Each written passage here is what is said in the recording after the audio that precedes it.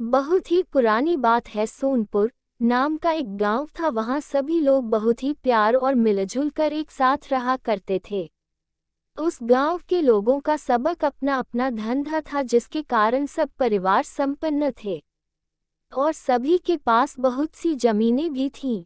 एक बार दो व्यापारी दोस्त राजू और सुरेंद्र बाजार से अपने सामान की बिक्री कर घर वापस आ रहे थे। दोनों एक दूसरे से बात कर रहे थे कि आज का दिन तो अच्छे से गुजर गया, अब जल्दी घर जाकर कल की तैयारी करनी है। दूसरा भी इस बात पर हामी भर रहा था। रात बहुत हो चुकी थी। तभी उनको एक आवाज आई, आओ मेरे पास आओ, मैं तुम्हारी सभी परेशानियों को दूर कर दूंगा। हा हा हा हा हा। राजू और सुरेंद्र की डर के मारे सिट्टी पिट्टी गुम हो गई। अब वे दोनों डर के मारे कांपने लगे। जब सुरेंद्र ने पीछे मुड़कर देखा तो कोई भी नहीं था, लेकिन जैसे ही वह आगे मुड़ा एक भयानक राक्षस उसके सामने खड़ा था।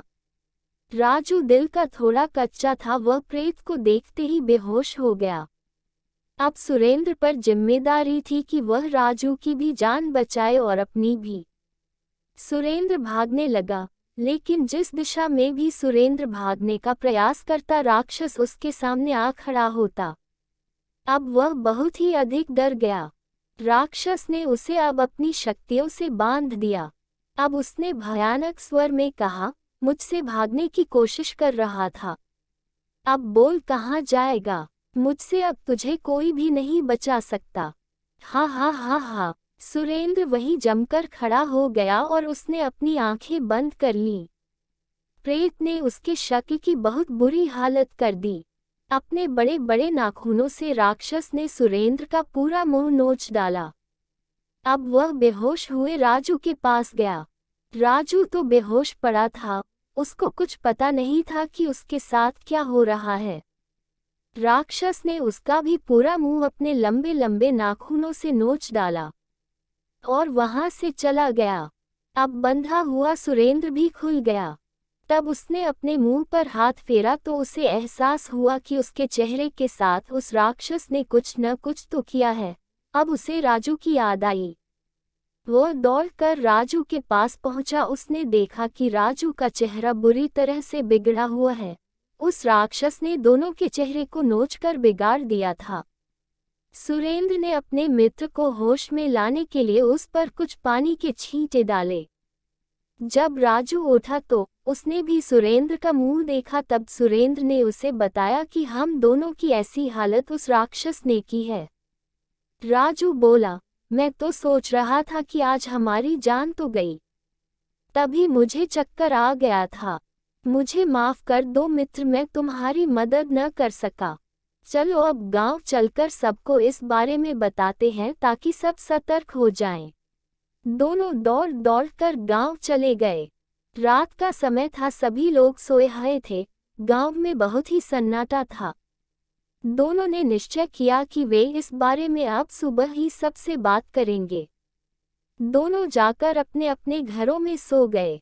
सुबह हुई जैसे ही वे दोनों बाहर आए, सब उनके मुख को देखकर हैरान रह गए। गांव के सभी लोग उनसे उनकी इस हालत का कारण जानने के लिए बहुत उत्सुक थे और डरे हुए भी थे।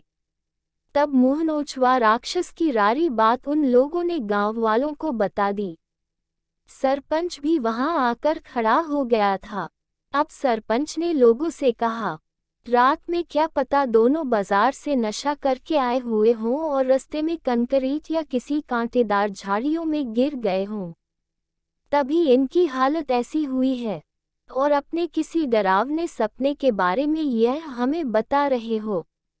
आप लोग परेशान न हो, ये ऐसा कुछ नहीं है।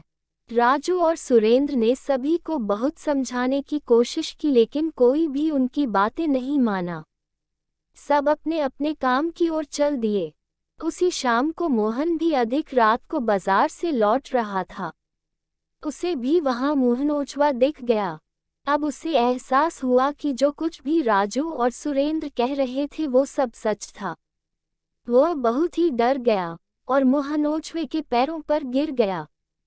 वह बहुत गिड़गिड़ाया लेकिन मोहनोछवे ने उसकी एक न सुनी और उसको भी जान से मारकर उसका भी मुंह नोच डाला।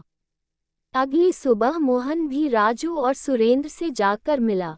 उसने इन दोनों को अपना मुंह दिखाया और कहा, मुझे माफ कर दो भाइयों, मैंने आप दोनों की बात नहीं मानी और देखो आज मोहनोछवे ने मेरा क्या हाल कर दिया है।